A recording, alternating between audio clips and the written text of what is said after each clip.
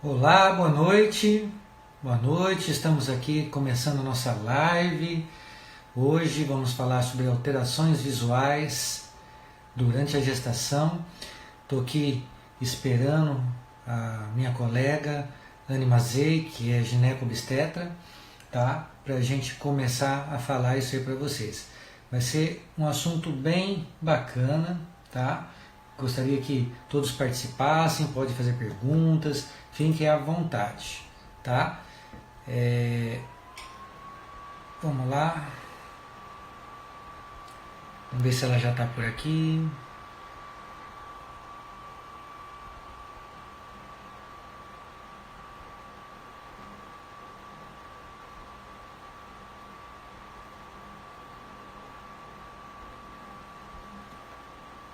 Olá, Anne, você está por aí?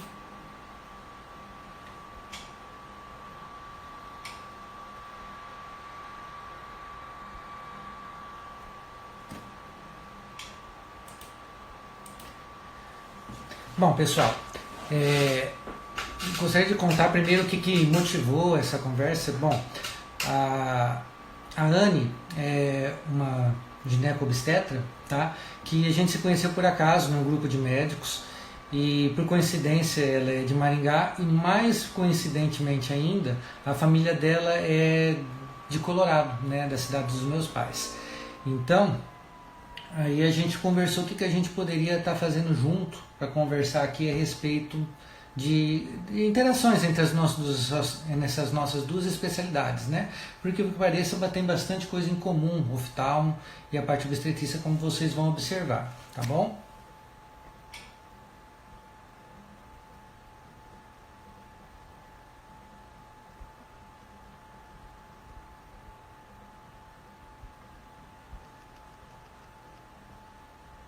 Só um minutinho.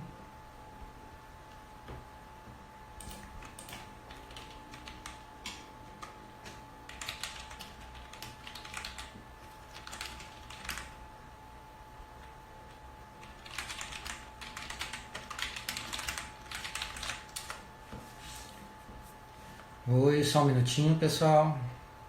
Vocês podem ir deixando as perguntas se quiserem, depois a gente vai participar, tá bom? A gente vai abrir para perguntas, vai ser algo bem interativo.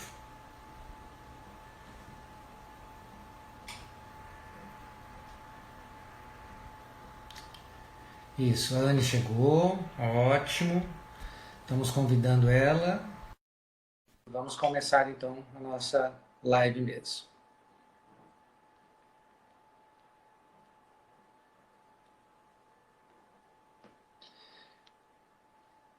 Boa noite, Anne. Seja bem-vinda. Olá, Olá, boa tudo bem? noite. Tudo bem, e você? Tudo bom. Então, estava começando a conversar com o pessoal aqui, que por coincidência, né, a gente tem algumas coisas em comum, né?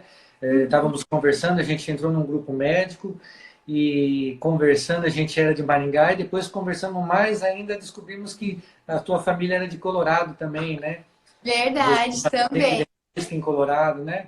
Que bacana, olha Isso, como o mundo é pequeno, né? pois é. Então tá. Olha, eu gosto da medicina porque ela tem várias relações entre as diversas partes do corpo.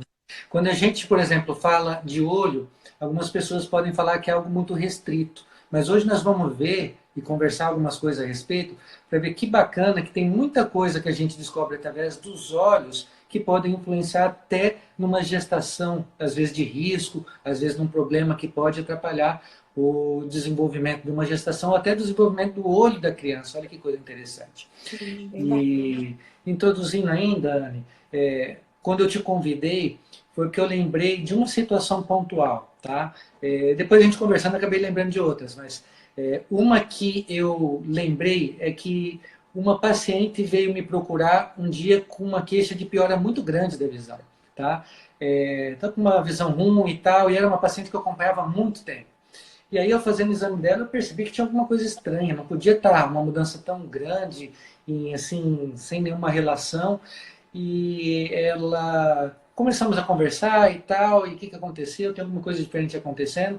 E aí descobrimos que ela estava grávida, tá? E a gestação estava influenciando na visão da pessoa, né? A gente sabe, e depois eu vou deixar você falar com mais propriedade a respeito, que a gestação tem uma mudança muito grande da parte hormonal, principalmente, ou um dos hormônios, a progesterona, né? Que altera o colágeno. E o colágeno é uma das principais estruturas que mantém a córnea, que é a parte da frente do olho, a parte transparente, que pode modificar de tamanho, de forma, pode também alterar o cristalino, ou seja, tem uma série de doenças e alterações visuais que têm relação com a gestação. Tá? E antes da gente falar um pouquinho mais, eu queria deixar aberto para você falar alguma coisa a respeito, e se, ao seu respeito, ao respeito da sua especialidade, e depois falar o que você achar interessante sobre pré-natal, de uma forma geral, para a gente depois ir para a parte do olho. Tá certo. Bom, gente, então, para quem não me conhece, eu sou médica, ginecologista obstetra, né? Sou formada há 13 anos, tenho a formação em Blumenau, Santa Catarina, na FURB. Depois fiz minha residência no Hospital Santa Brígida, lá em Curitiba, onde eu atuei ainda por mais 6 anos, morei no total de 9 anos lá em Curitiba. E acabei vindo para Maringá, retornando, né? Que eu sou daqui, retornando mais para ficar próximo à minha família mesmo. Eu senti que eu tinha que ficar perto dos meus pais para aproveitar um pouco mais eles. E faz 4 anos que eu tô aqui, né? A gente começa tudo do zero, começa de novo, mas 4 anos que já estamos aqui atuando em Maringá, né?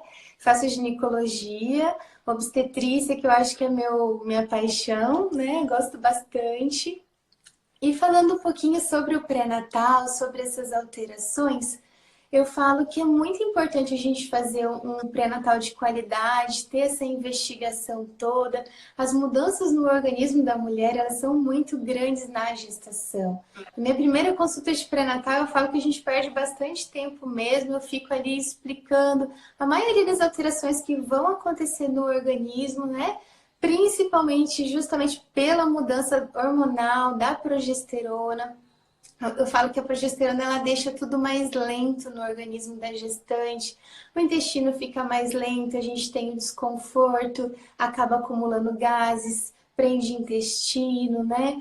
O esfíncter, que é um anelzinho que fica entre o esôfago e o estômago, ele fica mais relaxado por causa da progesterona, então às vezes tem refluxo.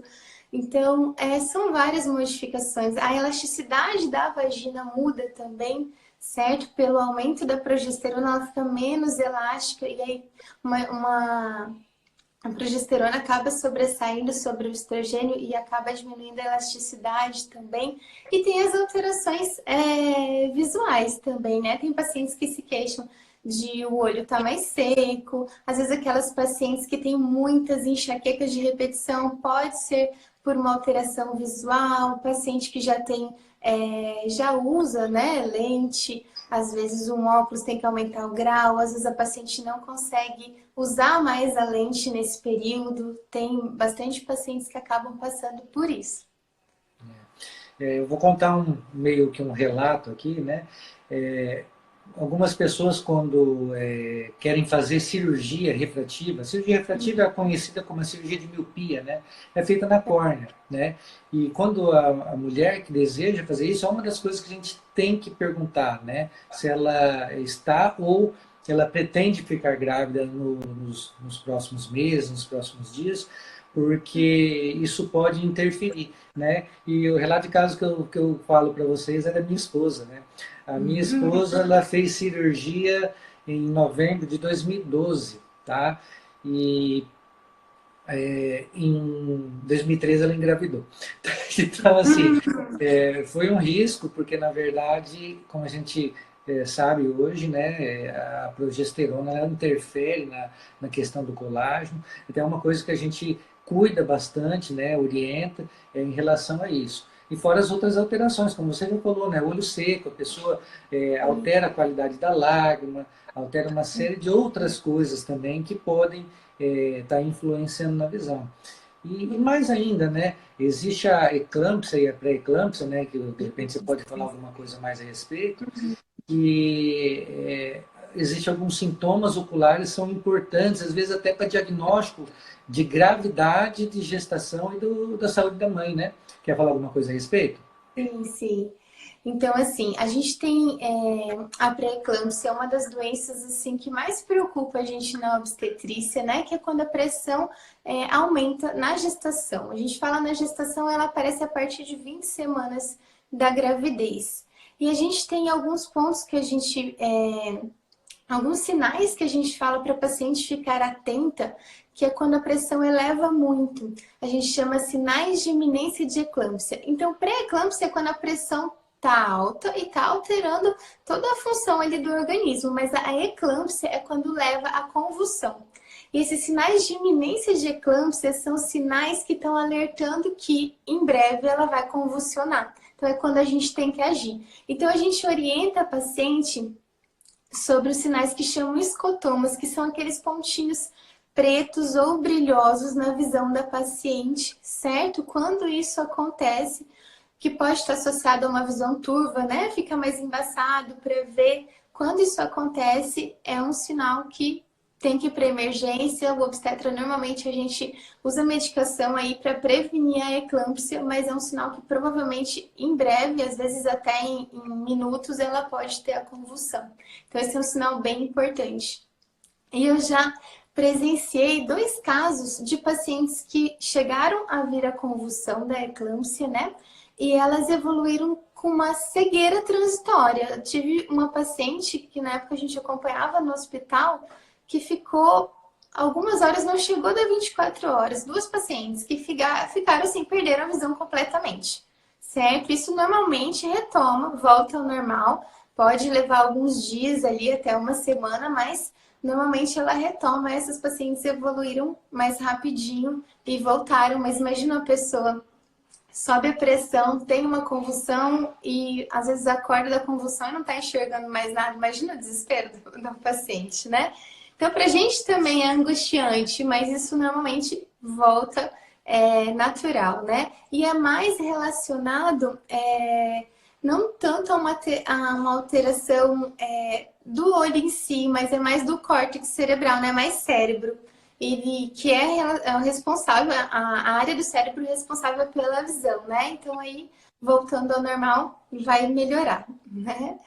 Isso. Exatamente, né? A importância, no caso do exame oftalmológico ser feito por um médico, é que às vezes chega para a gente isso, embora que nem você falou, não é um problema específico do olho, mas aí chega lá uma gestante, ó, não estou enxergando. Às vezes pode ser decisivo do tempo dela procurar o atendimento até se dirigir à emergência para evitar a convulsão e todas as consequências de uma grávida estar com uma convulsão ou com algum outro sintoma mais grave, porque pressão alta, todos os riscos de uma pressão alta, de AVC, de hemorragia, etc., todas as coisas que sabem que pode acontecer e pode comprometer não só a gestação em si, como a própria saúde da mãe, no caso, né? Então, isso é interessante para a gente conversar. Anne, a nossa ideia, assim, a princípio, é fazer um bate-papo bem participativo para quem tiver interesse, conversar. Eu tinha programado ali, junto com você, assim, talvez em torno de 30 minutos, né? E dependendo da participação, dependendo do desenrolar da conversa, a gente pode estender, se o pessoal quiser. Mas, a princípio, nós vamos programar para isso. Mas tem bastante coisa para falar, tá? Uma coisa importante, isso ainda a gente nem falou da parte da criança ainda, que também a gente tem uma coisa para falar durante o pré-natal que pode influenciar no olho da criança, tá? Mas tem uma coisa legal também, no sentido de prevenção, que muitas mães desenvolvem diabetes gestacional, tá? O diabetes hoje... Hã? Eu fui uma. Tá vendo? Diabetes gestacional. TRN positivo atrai, né? Tive diabetes gestacional na segunda gestação. Uhum. Então, o diabetes por si só, sem falar das outras alterações da gestação, também pode fazer alterações oftalmológicas, né? Por exemplo, sangramentos no fundo do olho, alterações no grau e dificuldades visuais, turvação da visão, sensibilidade maior à luz. Então, são uma série de problemas visuais que podem ser uns sinais, de repente, alguns sinais de que tem alguma coisa que está alterada, né? Não deveria, mas ainda acontece no consultório do oftalmo fazer diagnóstico de diabetes geral, no caso, né? O paciente vai consultar, a gente descobre, ó, teu grau está oscilando muito e tal, vamos fazer o fundo do olho, faz o fundo do olho, descobre uma retinopatia diabética, ou então não tem retinopatia diabética, mas suspeita, pede o exame de glicemia e descobre que a pessoa tem diabetes. E durante a gestação, é lógico, a pessoa deve fazer pré-natal, mas às vezes entre uma consulta e outra pode desequilibrar isso daí e a pessoa desenvolver o diabetes gestacional. E às vezes, como a primeira coisa que altera ou que ela sente ao olho, às vezes procura a gente. E aí cabe a gente orientar que são alterações normais durante a gestação, vamos dizer assim, normais, vírgula, que podem acontecer, Claro. mas que tem que consultar e ver, porque o diabetes na gestação, além da visão, pode causar outros problemas. Aí eu passo a Muito. bola para você. Aham. Sim, gente, o diabetes gestacional ele pode acontecer a partir do segundo trimestre, porque a placenta produz um hormônio chamado lactogênio placentário e esse hormônio faz um aumento do açúcar no sangue. A mãe ela passa a consumir o que ela tem já estocado e aquele açúcar ele fica mais que exclusivo para o bebê, digamos assim, ele fica circulante no sangue, então a glicemia aumenta muito, certo? Eu, quando tive o diagnóstico de diabetes gestacional, falava, não é possível. Né? Então, é uma coisa assim que demorou para eu aceitar. Mas quando a gente trata certinho, que aí vem toda uma reeducação alimentar. Quando a gente pede para uma paciente tirar o açúcar, viver como um diabético, gente, não é fácil. Você não... Certo? E aí a gente tem um acompanhamento junto com a nutricionista, é muito importante isso. Mas o controle ali em pacientes, assim, que além dele trazer essa diminuição do açúcar do sangue, ele traz benefícios muito bons para a gestação. Então, vai ser aquela mãe que vai ter uma qualidade de vida na gestação melhor, mais saudável. Na minha época da segunda gravidez, eu era plantonista e eu fazia plantão de 12 horas, assim, não parecia que eu estava grávida naquela situação. Depois que eu tirei o açúcar, assim, mudou muito. Eu falava, e como eu já tinha tido uma primeira gestação, quando a gente compara uma com a outra, você fala, gente, como melhorou, né? E além de você ter um ganho de peso mais reduzido, você inchar menos, né? Isso vai trazer benefícios variados para você. Mas aí a gente pede para a paciente estar cortando o açúcar de uma maneira geral. É importante ela consumir o carboidrato, sim, mas por isso tem que ter ali aquela questão mais do carboidrato integral, que vai sustentar a paciente por mais tempo, vai saciar ela por mais tempo, porque a gestante tem a fome todo tempo, né?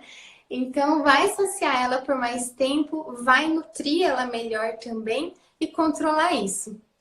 Eu mesmo na gestação consegui reduzir o meu peso, assim, do que eu já tinha ganho até ali, a partir da dieta eu consegui reduzir e ficar sem ganhar peso até o final. Então, assim, foi uma experiência única para mim.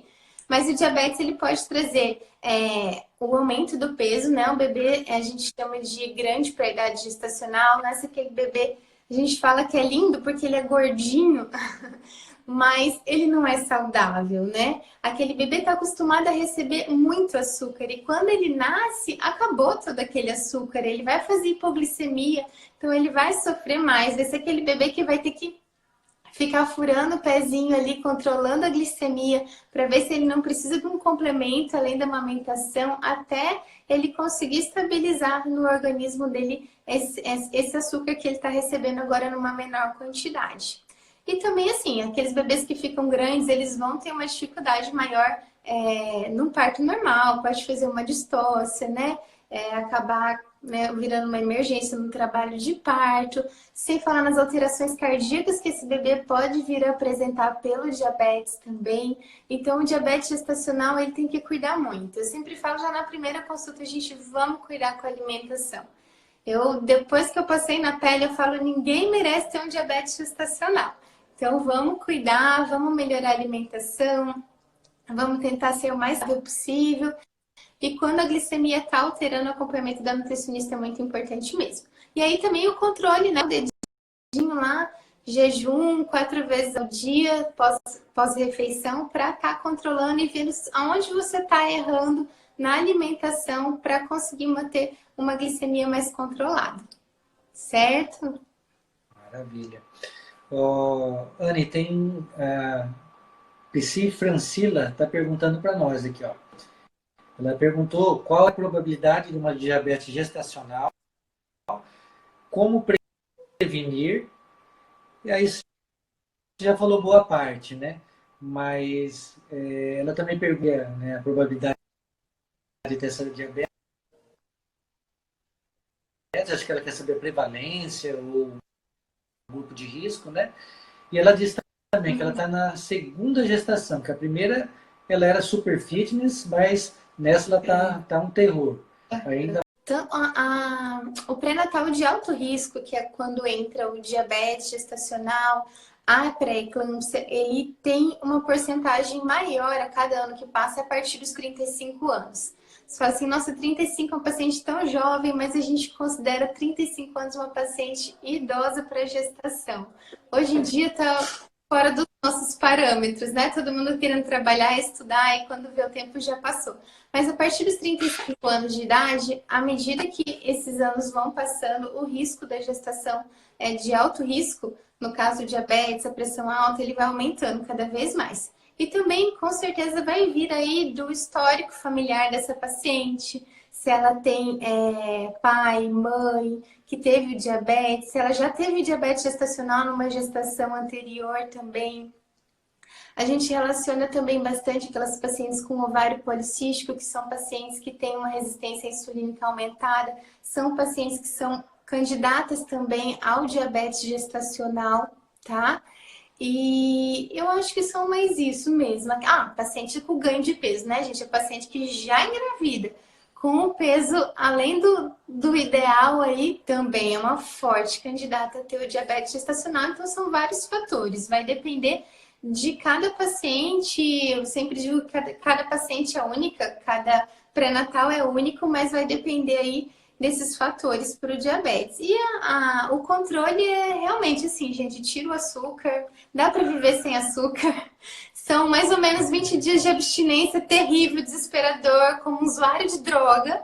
Eu brinco assim que era desespero. E assim, só eu parei de comer açúcar em casa, né? Eu já tinha um filho, meu marido e meu filho comiam e eu ficava só olhando. Aquela coisa, mas a gente faz tudo por um bebê, né? O bebê dentro da barriga, a gente se controla. Então, eu fiz tudo bem bonitinho. Mas tirar o açúcar são 20 dias, assim, desesperador. E depois que você acostuma o seu cérebro a não ter açúcar, ele não te pede mais. Então, vale uma dica, assim, que eu aprendi com a minha nutricionista é: Anne, não vale enganar seu cérebro, você não vai usar adoçante. Porque a primeira pergunta que eu fiz para ela foi: qual adoçante que eu vou usar na gravidez? Ela falou: nenhum, porque eu quero que seu cérebro não se adapte ao doce, né? A sentir a sensação do doce. Quando ele perder esse hábito, ele não vai te cobrar. Então, você não vai ter aquela necessidade o tempo todo de estar consumindo o açúcar. Então, é um período aí tenso. Até a fruta. A gente come fruta na gestação com diabetes, mas ela é controlada. Gente, para você ter ideia, eu podia comer 5 uvinhas por dia. E eu adoro uva, tá? Então, líquido, era só água e água de coco, fruta assim, suco nem natural, sem açúcar nenhum tipo. Água de coco, fruta ainda ali selecionada a quantidade. E muita aveia e chia para baixar essa glicemia. Eu sempre falo para meus pacientes, aveia e chia vai ser aqui o pré-natal todo, né? Então, vai comer uma fruta, coloca aveia em flocos grossos, coloca chia também, que baixa a glicemia. E além de tudo, te sustenta por mais tempo. Você vai vir a sentir fome mais horas depois. A gestante precisa se alimentar a cada 3 horas. A paciente diabética gestacional precisa comer certinho. Eu sempre falo que a gente se preocupa muito com a alimentação. Mas tem uma coisa mais importante do que comer errado é deixar de comer, tá? A paciente com diabetes gestacional, ela precisa se alimentar a cada 3 horas. O jejum prolongado dela é só esse da madrugada aí, mas ela não pode ficar muito tempo sem comer. Antes de dormir, ela tem que comer alguma coisinha, porque o jejum prolongado, ele pode causar óbito fetal, tá? E essas informações de alimentação, elas são interessantes, a maioria delas pelo menos, para as pessoas que têm diabetes e não são gestantes também, né? Sim, sim. Alimentação, controle, a questão do açúcar, o espaçamento entre as refeições, o tipo de alimentação, né? Então, tudo isso é importante para quem também tem diabetes geral, né? Uhum.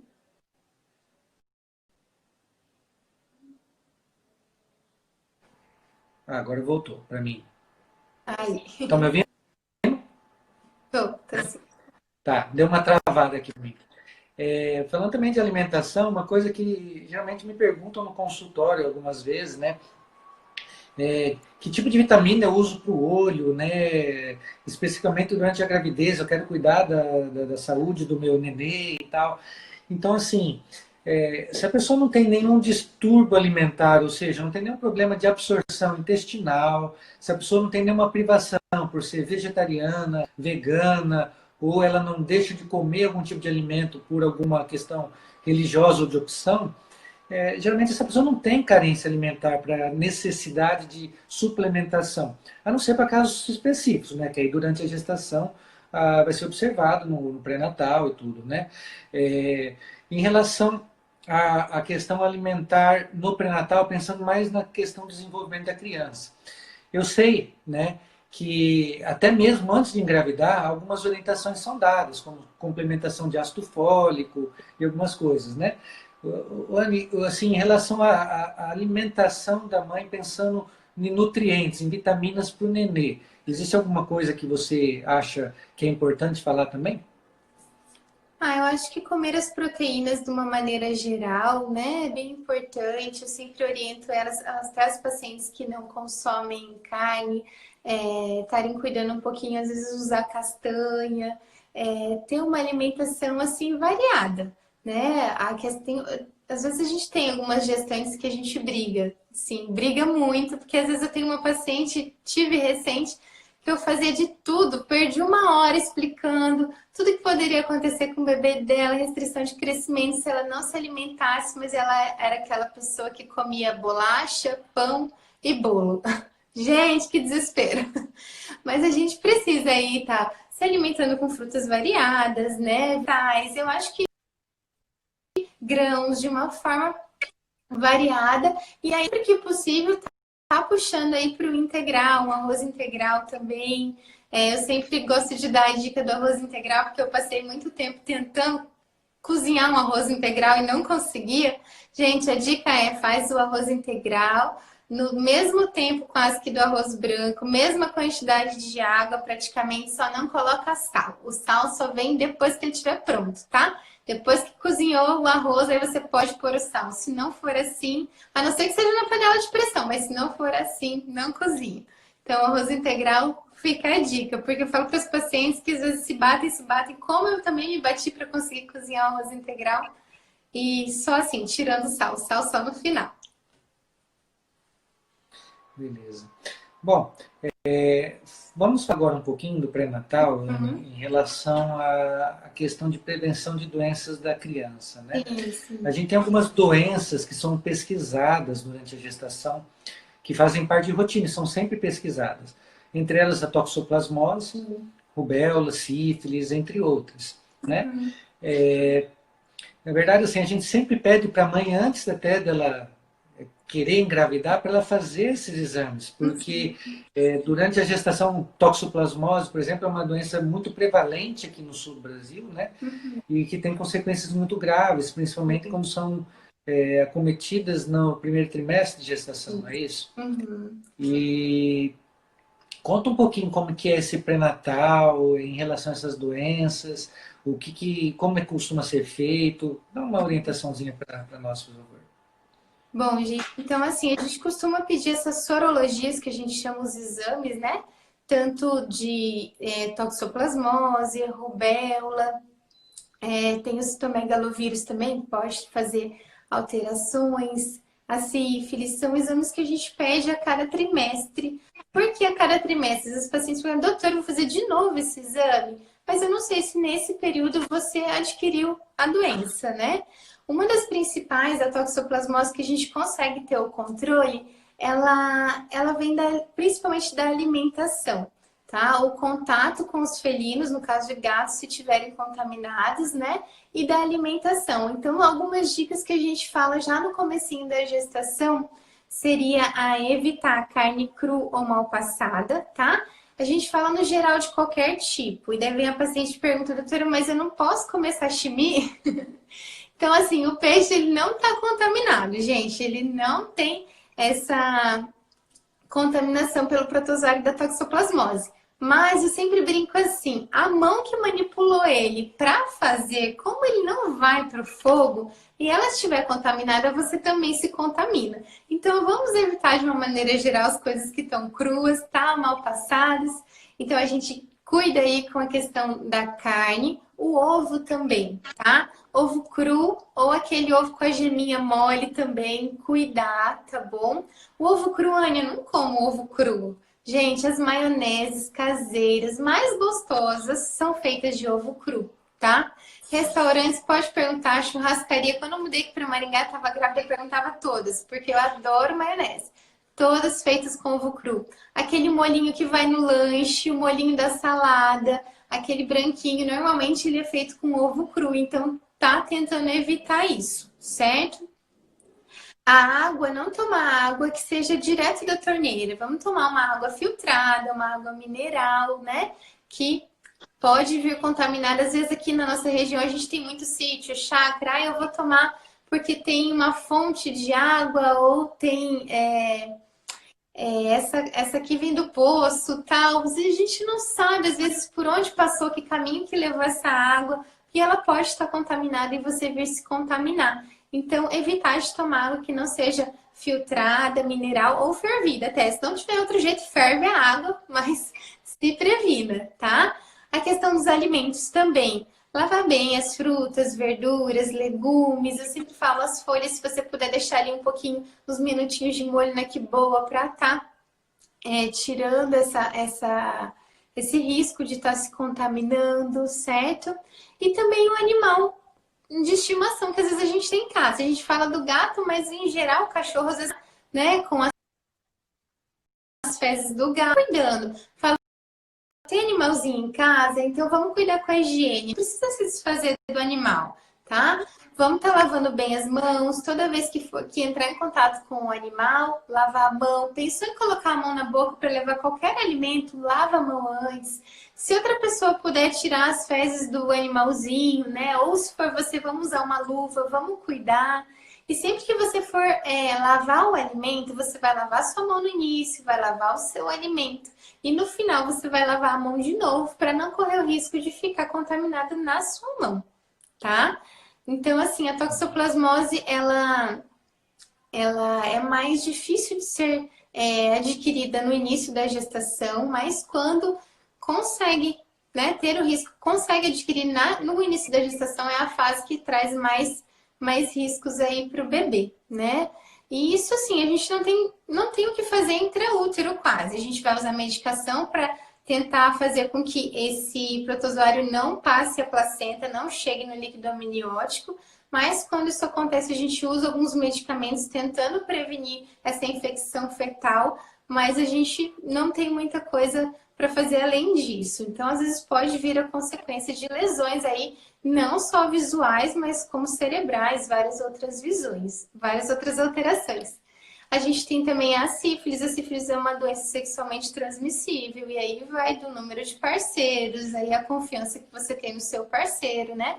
Para não estar adquirindo. Lógico que assim que a gente faz o diagnóstico, existe tratamento, tá? Então, o controle tanto da paciente quanto do parceiro é muito importante. A rubéola, a gente tem vacina para rubéola, né? É difícil, mas às vezes aparece algumas pacientes que não são imunes à rubéola. Vai fazer pré-natal, eu falo, como que você não é imune à rubéola, né? Então, assim, durante o pré-natal já não tem o que fazer, né? Deveria ter sido vacinada antes. Quando vacina contra a rubéola, você tem que esperar 3 meses aí para estar tentando engravidar. Então, aí é cuidar mesmo. A rubéola, ela é mais uma infecção viral, respiratória, né? Não tem muito como a gente evitar. Mas só o contato com as pessoas. Uma coisa que é legal também é aquela conjuntivite por clamídia, gonococo também no parto normal, que a gente tem, os pediatras têm o costume de usar o nitrato de prata. Algumas pacientes agora, por essa questão de humanização, o máximo humanizado, estão pedindo para não ser usado, mas era uma coisa que se usava bastante para evitar. Às vezes a paciente tem uma infecção vaginal que não tem um diagnóstico ali, às vezes passa desapercebido mesmo e acaba podendo ter o bebê. Beleza. Tá cortando um pouquinho? Uma travadinha aqui, eu não sei o que está acontecendo, tá? Eu estou ouvi tudo que você falou, Anne. Até, inclusive, eu lembrei aqui de uma situação aqui da região, não sei se você já ouviu falar, às vezes a gente se cuida, faz tudo certinho, né? A gestante também lá se preocupa com todas as orientações que você falou, de carne, de lavar e tal. Mas aconteceu em uma cidade aqui, eu não lembro o nome da cidade, mas é ali próximo a Nova Esperança, mas não é Nova Esperança, que uma gata criou na caixa d'água da cidade, com Nossa, toxoplasmose. E fez nossa, uma contaminação massiva da cidade. Tá? nossa. Inclusive, aqui a Fer Belanda, ela perguntou para a gente assim, só detecta com sorologia ou tem sintomas de toxoplasmose? Se responder, se tiver alguma coisa para complementar, você fala. Tá? Mas a toxoplasmose ela é uma doença muito prevalente aqui na nossa região. Então, que a gente pesquisar ali de 10 pessoas, acredito que em torno de 6 a 7 já tiveram contato com o toxoplasmose. E geralmente os sintomas são tipo de um resfriado, febre, índices, né, nódulos, linfonodos aumentados, né, e geralmente nada mais. Elas que vão dizer as visuais, não são elas que vão atrapalhar de alguma outra forma um pouco mais grave. Mas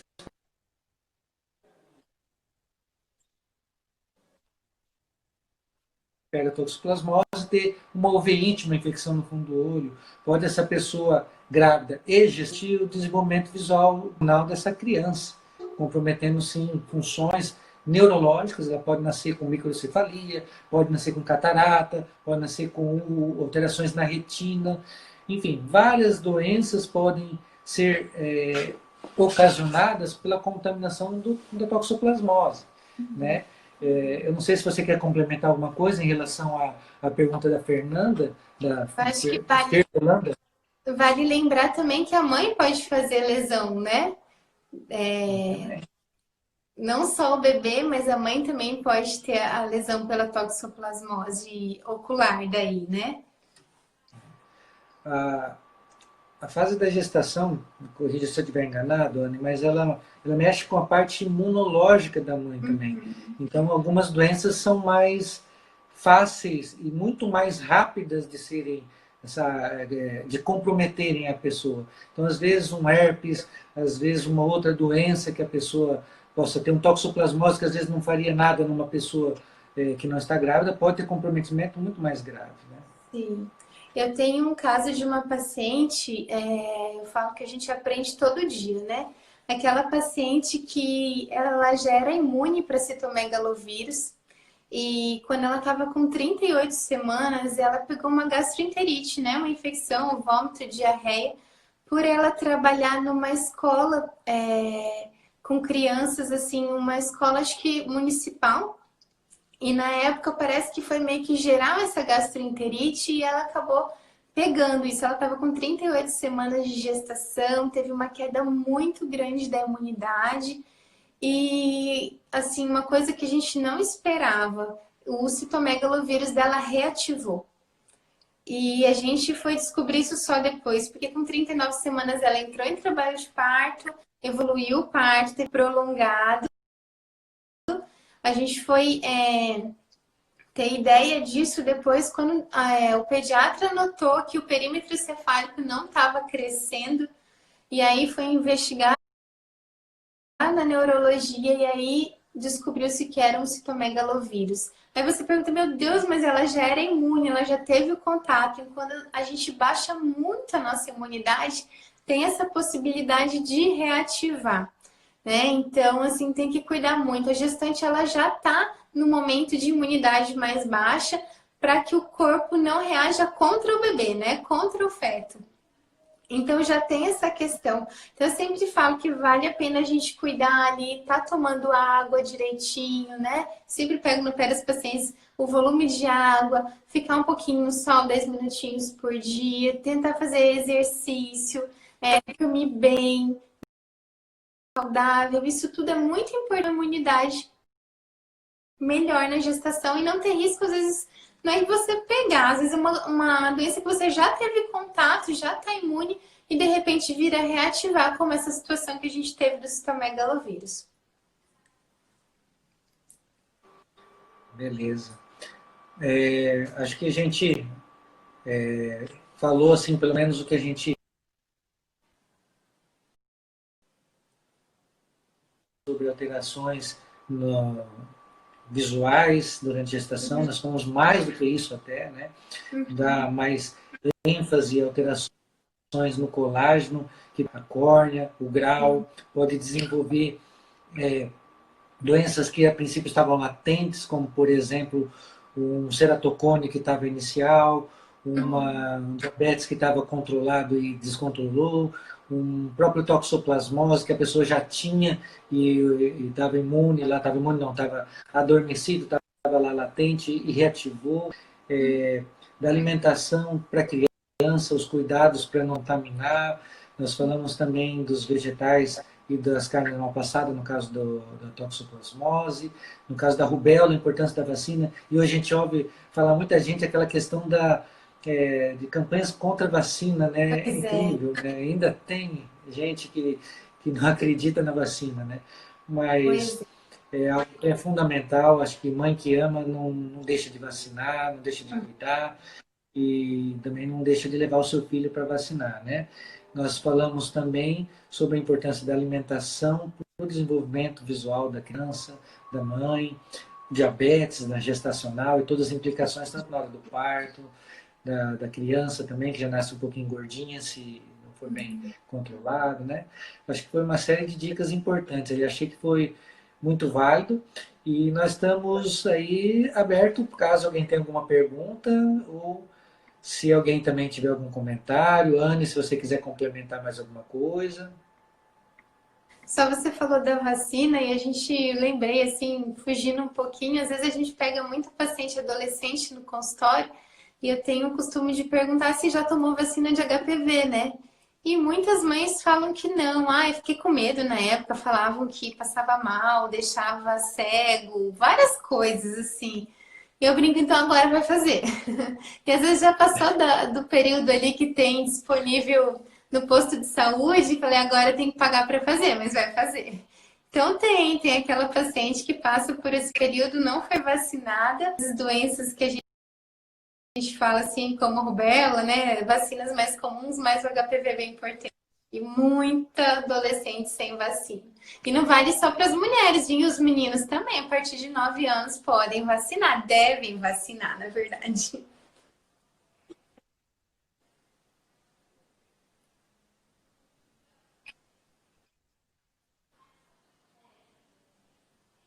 Ixi, não tô ouvindo. Isso aí. Agora eu vi. Eu queria agradecer a todos que participaram aqui hoje. A questão de... Desculpa, algum problema, mas eu estava dizendo que é relativamente novo para mim essa questão de bate-papo, mas eu quero bastante, tá? E ainda mais com uma companhia assim, que nem a sua, que é uma profissional muito competente, deixou a gente bem tranquila aqui, foi muito bom, aproveitei, aprendi bastante também, lembrei algumas coisinhas, né? E também gostaria de convidar o pessoal, né? Acredito que nós vamos ter mais bate-papos por aí, a Anne com outras pessoas, eu também. Quem sabe a gente volta a falar de algum assunto comum, mas em Verdade. breve também, né, Anne? Começando Tá nesse bom? mundo do Então, leite. esse mundo digital que se tornou tão frequente e necessário agora nesses dias que a gente está vivendo aí de pandemia, né? Verdade. Fazer Tá bom? Começando aí hoje minha primeira live, gente, fiquei super nervosa, mas depois vai passando, né? Não é fácil assim, ao É, vivo, as pessoas vendo, dá um pouquinho de vergonha, mas a gente consegue. é diferente do consultório, né? No consultório você explica às vezes as mesmas coisas que você está falando aqui, mas aqui eu estou olhando para um celular, eu estou vendo Sim, sim. você aí, estou vendo algumas perguntas, alguns comentários. Então isso gera um pouco de ansiedade, é diferente, né? Uhum. Mas eu fico bem feliz com a participação de vocês e espero de alguma forma ter ajudado, de alguma forma com alguma orientação. E estou à disposição. Gente, quem não segue a Anne, segue ela aí. Quem está aqui assistindo que não segue a mim, vamos lá, segue. Isso, Vamos deixar os comentários, dá alguma sugestão. Ó, oh, Wilson, vamos falar sobre tal coisa. isso. Para a Anne também. Tenho certeza que isso vai ajudar bastante para a gente trazer assuntos que sejam interessantes para vocês. Tá bom? Com certeza, gente. A gente está à disposição. Que vocês tiverem de dúvidas, não só agora, mas depois, manda mensagem aí que a gente dá um jeitinho de responder, tá bom? E os temas também seria legal para a gente saber o que vocês querem ouvir. Ajuda bastante. Tá bom. Gente, uma boa noite a todos. Muito obrigado. Fiquem com Deus. E até mais. Tchau, tchau. Tchau, tchau. Tchau.